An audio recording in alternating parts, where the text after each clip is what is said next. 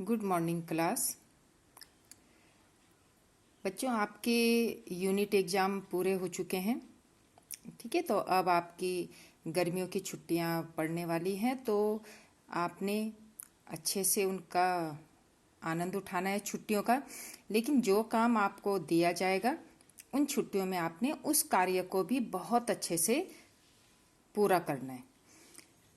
तो ये जो इस समय आपको हॉलीडे होमवर्क मिलेगा वो है आर्ट इंटीग्रेटेड, कला एकीकृत। ठीक है, तो इसके ऊपर इसके कला के माध्यम से आपने अपने कार्य को पूर्ण करना है। आपने ये काम 8th क्लास में भी किया था। ठीक है, तो अब इसको उसी बहुत अच्छे तरीके से आपने इस कार्य को भी पूर्ण करना है। तो मैं थोड़ा सा आपको पहले इसके बारे में बता दूं कि ये आर्ट इंटीग्रेटेड प्रोजेक्ट या कला एकीकृत क्या चीज है और इसको करने का उद्देश्य क्या है। मतलब क्यों सीबीएसई ने ये कहा है कि ये हर बच्चे के लिए आवश्यक है।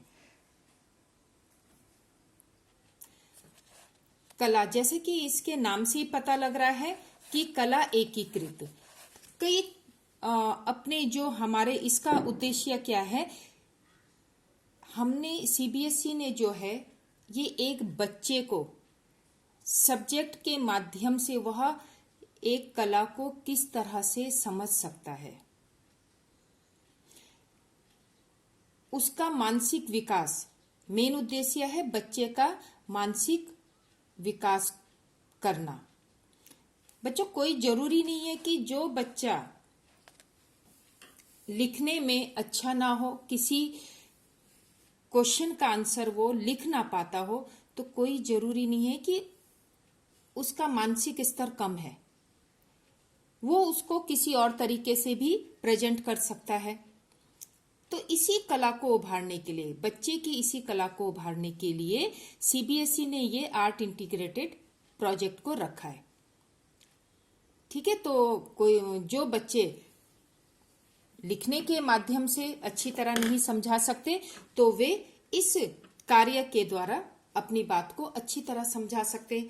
और ये कला जो है, कला तो हर मनुष्य के भीतर है भाई, है ना। वो किसी न किसी रूप में अपनी कला को निखार सकता है, लेकिन उसको उस चीज का एक मौका चाहिए।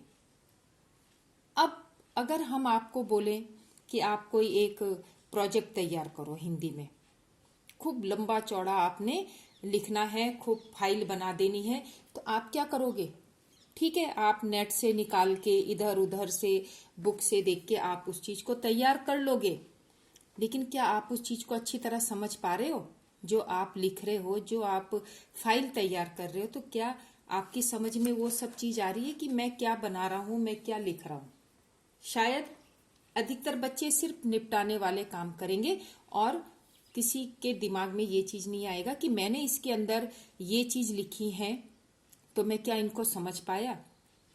तो इसी चीज को कम करने के लिए रटने की प्रवृत्ति, इसको कम करने की जगह प्रैक्टिकली कुछ करके, अगर हम प्रैक्टिकल अपने हाथ से कुछ करते हैं, किसी चीज को तैयार करते हैं, तो वो हमारे दिमाग में अच्छी तरह बैठ जाती है और फिर हमारे दिमाग में नए नए आइडिया आते हैं कि हम इस काम को और ऐसा कर सकते हैं।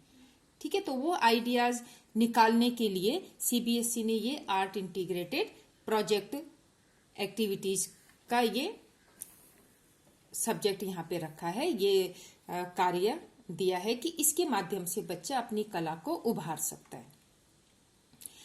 अब इसका उद्देश्य ये हो गया। और दूसरा क्या है? अधिगम।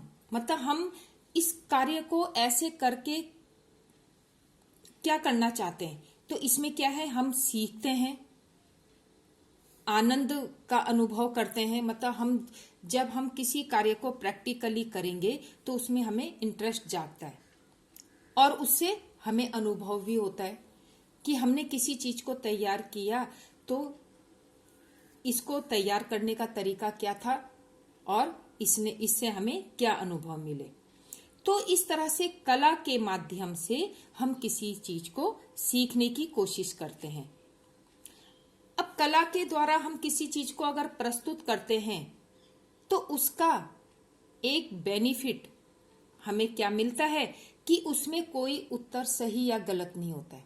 हम कोई चीज आपको ड्रॉ करने के लिए दे रहे हैं कि भाई आप ये चीज जल संरक्षण है। एक एग्जाम्पल है कि हम जल संरक्षण में आपको एक ड्राइंग बनाने के लिए बोल रहे हैं, तो आपने जल संरक्षण किस तरह से करना है आपने अपने दिमाग से एक उसका फिगर जो है आपने पेपर में तैयार कर लिया।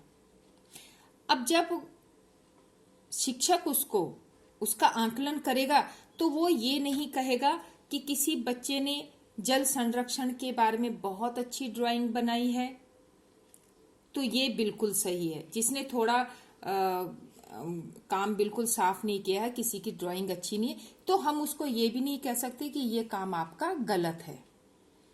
तो इसका एक बेनिफिट ये होता है कि उसमें उत्तर कोई सही या गलत नहीं होता। जैसे लिखने में होता है ना, लिखने में हम बोलते हैं कि भाई इसका आंसर लिखो, तो कई बच्चे तो बिल्कुल सटीक आंसर लिखते हैं और जो नहीं जानते वो उससे ही अलग ट्रैक में चले जाते हैं और कुछ भी लिख देते। तो उसमें हम ये आकलन कर सकते हैं कि भाई ये बिल्कुल इसने शब्दों को यहाँ पर सही तरीके से इसमें समायोजित नहीं किया है, तो ये उत्तर गलत है, ये सही है।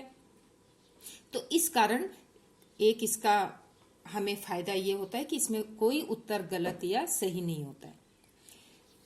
अब दूसरी बात, इसको बच्चों के लिए ये आवश्यक क्यों किया गया है, क्योंकि इसमें बच्चे अपनी रचनात्मक अभिव्यक्ति प्रस्तुत कर सकते हैं। कई होता है टैलेंट होता है बच्चे में, हर बच्चे में टैलेंट होता है कि वह किसी चीज को कितने अच्छे तरीके से प्रेजेंट करे। तो इस कार्य के माध्यम से वह अपनी अभिव्यक्ति जो उसका कौशल है, विकास कौशल है, बुद्धि का विकास है, वो उसको यहाँ पर बहुत अच्छे से प्रस्तुत कर सकता है। तो ये था आपका कला एकीकृत परियोजना। इसका उद्देश्य क्या है? अब बच्चों, आप कोई भी ये प्रोजेक्ट तैयार करोगे, परियोजना कार्य करोगे, तो उसमें आपने क्या करना है, फ्रंट पेज को बहुत अच्छे से डेकोरेट करना है। ठीक है, उसमें आप देखिए ये कला एकीकृत परियोजना लिखेंगे, सत्र लिखेंगे कि सत्र क्या है, 2021-22 का ये कार्य है। अपना नाम लिखेंगे, कक्षा, वर्ग, सेक्शन और विषय कौन सा है, हिंदी विषय का ये कार्य है, और विद्यालय, अपने विद्यालय का नाम लिखेंगे। तो ये तो आपका फ्रंट पेज आ गया और आप इसको अपने हिसाब से सजा सकते हो। ठीक है, वो आपके ऊपर है कि आप किस तरह से इसको सजा सकते हो। तो ये आपका फर्स्ट पेज है। अब चलते हैं सेकंड पेज की तरफ। अब ये देखिए, जो आप सेकंड पेज बनाओगे उसमें आप विषय लिखोगे। हम इसमें आपको 2-3 टॉपिक दिए रहेंगे, उसमें से किसी एक के ऊपर ही आपने इसको तैयार करना है। तो सबसे पहला टॉपिक है आपका लहासा। ठीक है, तिब्बत की राजधानी लहासा, ये आपके क्षितिज में भी ये चैप्टर है। अब देखिए, वो है जो आपका 6-7 पेज का आपका जो चैप्टर है। तो कई बच्चों ने उसको पढ़ा भी होगा, आपको क्लास में एक्सप्लेन भी करवाया था, समझाया था, कहानी के माध्यम से आपको बताया था। तो लहासा के बारे में आप कितनी जानकारी पाठ के माध्यम से जुटा सकते हो, नेट के माध्यम से जुटा सकते हो, तो ये सब आपने करना है। तो आप सबसे पहले उसकी विषय सूची तैयार करोगे। विषय सूची में क्या है, परिचय आ जाएगा। विषय सूची का मतलब यह है कि इसमें आपने क्या क्या चीजें बताई हैं। सबसे पहले आपने लहासा का परिचय दिया है, वहां के खान पान के बारे में बताया है, वहां के पहनावे के बारे में बताया है, वहां के जो पर्यटक स्थल हैं उनके बारे में बताया है, वहां के रीति रिवाज। अब कई बच्चे घबरा रहे हैं कि इतना ज्यादा लिखना है, ये तो फिर वही काम आ गया। लेकिन ये लिखने का काम नहीं है। इसको आप जो है, इसके जो माध्यम है, इसको तैयार करने का माध्यम, आप इसकी लहासा की कोई आप छोटी छोटी फोटोएं कलेक्ट कर सकते हो। उसका एक आप कोलाज भी बना सकते हो। एक पेपर लिया, प्लेन पेपर है आपका, उसमें आप कोलाज बना सकते हो, अलग अलग फोटोएं लगा के उसको दिखा सकते हो कि वहां पर क्या खान पान है, कैसा वहां का पहनावा है, कौन कौन से वहां के पर्यटक स्थल हैं, इसके माध्यम से आप बता सकते हो। या फिर एक आप पोस्टर तैयार कर सकते हो चार्ट पेपर में। ठीक है, आप उसमें पोस्टर में बना सकते हो अलग अलग खानों में कि भाई यहाँ पर ये या फिर आप ड्राइंग नहीं कर सकते तो चित्रों के माध्यम से बता सकते हो कि ये यहाँ का खान पान है, यहाँ का पहनावा इस तरह का है। ठीक है, यहाँ की संस्कृति क्या है, यहाँ के पर्यटक स्थल क्या है। और जिस बच्चे की ड्राइंग अच्छी है तो वो ड्राइंग के माध्यम से भी इस चीज को दर्शा सकता है। क्राफ्ट के द्वारा कागजों की जो कटिंग होती है उस कटिंग के माध्यम से भी आप इस चीज को बता सकते हो। ठीक है, चित्रों की कटिंग के द्वारा, स्केचिंग के द्वारा।